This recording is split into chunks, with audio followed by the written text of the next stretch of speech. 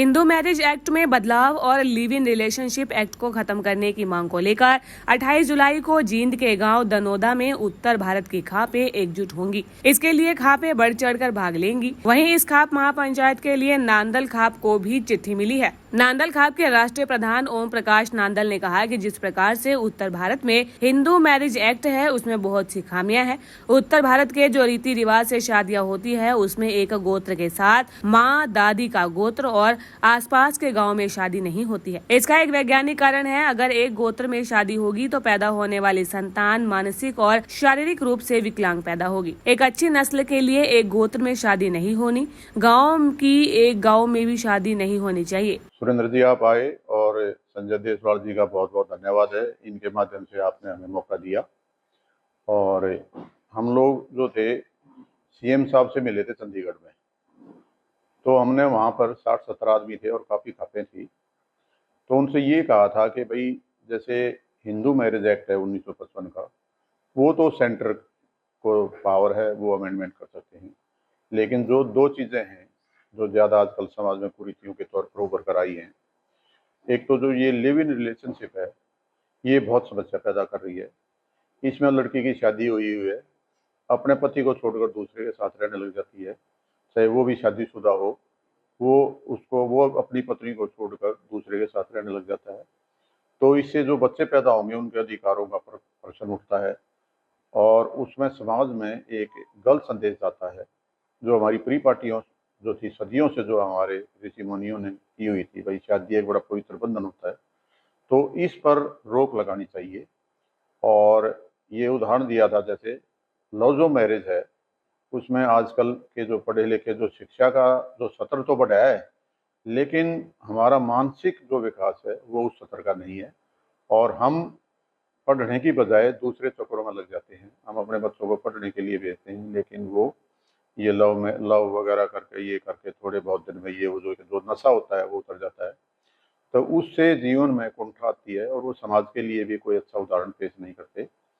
तो सीएम साहब से हमने ये कहा कि जैसे गुजरात में पेपर में ही पढ़ा था, हमें ये तो पता नहीं है कि कानून बना है या नहीं है, लेकिन पेपर में ये पढ़ा था कि गुजरात में जो लव मैरिज जो करते हैं उसमें माँ बाप की सहमति की जरूर आवश्यकता कर दी है और उसमें अगर माँ बाप अगर सहमति नहीं देते हैं तो वो लव मैरिज नहीं मानी जाएगी।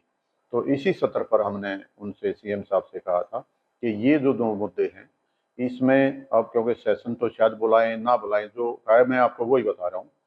तो हमने कहा कि आप इसके दो रास्ते हैं, ये दो चीज़ें आप कर सकते हैं, लिव इन रिलेशनशिप और ये लव मैरिज पर आप एक्ट बना सकते हैं। और असेंबली का सेशन अभी आएगा नहीं, तो आप या तो इसका ऑर्डिनेंस इशू कर दें या एग्जीक्यूटिव ऑर्डर पास कर दें। अगर ऑर्डिनेंस इशू करेंगे तो जो भी सरकार आएगी उसको वो कानूनी तौर पे उसको शक्ल दे दें उसकी। तो उन्होंने ये कहा था, भाई मैं गुजरात से भी पूछेंगे उन्होंने कैसे किया है, और ये भी कहा कि मैं भी समाज का ही हूँ और भाई उसमें ये मैं कमेटी बनाऊंगा कुछ अफसरों की जो करेंगे और ज़रूरत पड़ेगी तो 5 खाप के प्रधानों को जो बुजुर्ग जो होंगे समाज के उनका भी सहयोग लिया जाएगा। वहीं दनोदा में जो उत्तर भारत के खापें हिस्सा लेंगी महापंचायत होने वाली है, उसको लेकर यही विषय उसमें हमारे पास जो दनोदा से जो उनकी जो नैन खाप के रघुवीर सिंह जी आए थे, उनकी टीम आई थी, वो परसों हमें न्योता देकर गए हैं। तो हमारे वहाँ पर भी यहाँ पर दूसरी खापों के भी आदमी बुलाए थे, उसमें अहलावत खाप से थे, काद्यान से थे, हुड्डा खाप से थे, दूसरे भी आदमी थे और अपने संजय देशवाल जी थे। इन्होंने उन लोगों को बुलाकर ये हमारे यहाँ कोऑर्डिनेट कर रहे हैं। मैं तो मेरे तो जब मैं ये कोई ड्यूटी लगा देते हैं मैं तो वो कर लेता हूँ और ये संजय जी और इनकी टीम है, अनिल देशवाल जी, ये लोग कर रहे हैं। तो उसमें उन्होंने ये कहा है कि भाई उसमें एक एज शादी की एज लिमिट भी वो कम करने का वहाँ पर मुद्दा है कि भाई ये जो 21 साल कर दी है ये इसको 18 साल कर दिया जाए, क्योंकि लड़की जो है उसमें इसमें भी समस्याएं हैं। इसमें सामाजिक पहलू ये है कि जो लड़की पढ़ती नहीं तो उसको 21 साल तक गांव में, आपको पता है हमारी प्री पार्टियाँ जल्दी शादी करते हैं। अगर कोई पढ़ता है बच्चा तो वो तो 26-26, 27-27, 28-28 साल की हो जाती है। तो ऐसे मामलों में तो शादी खुद ही आजकल आदमी बड़ी उम्र हो जाती है तब करते हैं। लेकिन सामाजिक तौर पर जो गांव में रहते हैं, जो बच्ची लड़कियां पढ़ती नहीं हमारी, उनकी शादी 18 साल तक का उसमें संशोधन करना चाहिए। हिंदू मैरिज एक्ट की बात कर रहे हो आप लोग, लेकिन जो सुप्रीम कोर्ट आदेश आदेश दे रहे हैं, आदेश दिया था पिछली बार, तो ये कह रहे हैं कि जो लिविंग रिलेशन है उसमें जो बालिग है वो रह सकते हैं।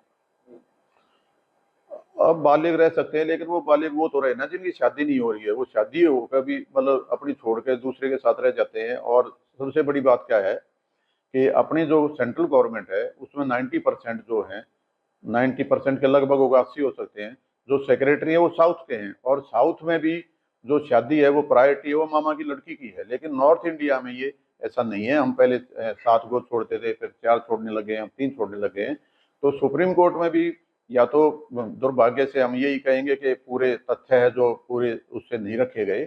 और इसमें भी एक अमेंडमेंट करके पंचायतों में हम ये कोशिश करेंगे कि ये फैसला करें कि भाई जो नॉर्थ इंडिया है और साउथ इंडिया के जो शादी के भी जो रीति रिवाज है वो अलग अलग हैं।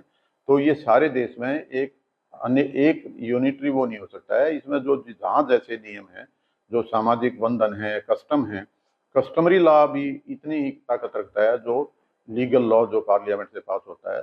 तो जो कस्टम है, कस्टम यूं तो कहने को तो हमारे यहाँ भी कह देते हैं कि भाई चौटाला गांव में तो गांव की गांव में शादी कर देते हैं।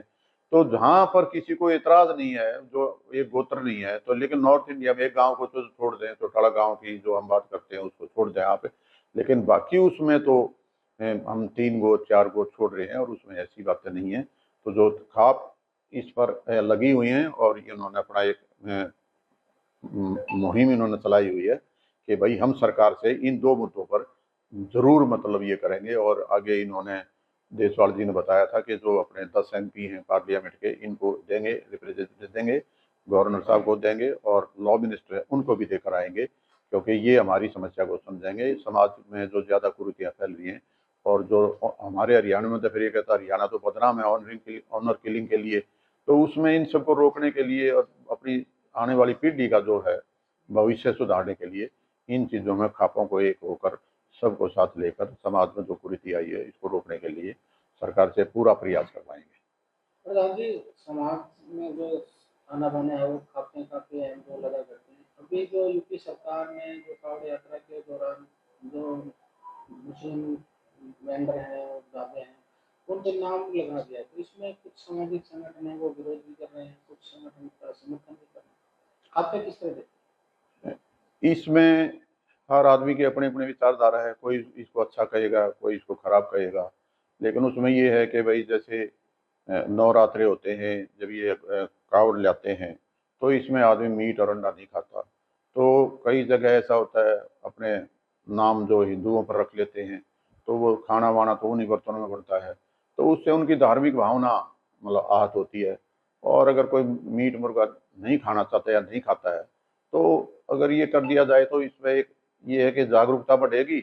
और उनका भी ये बनता है कि भाई जो इस टाइम में जो नवरात्रे चलते हैं तो उसमें मीट वगैरह ना बढ़ाएं और सामाजिक ताना बांधने में उसको एक दूसरे की मदद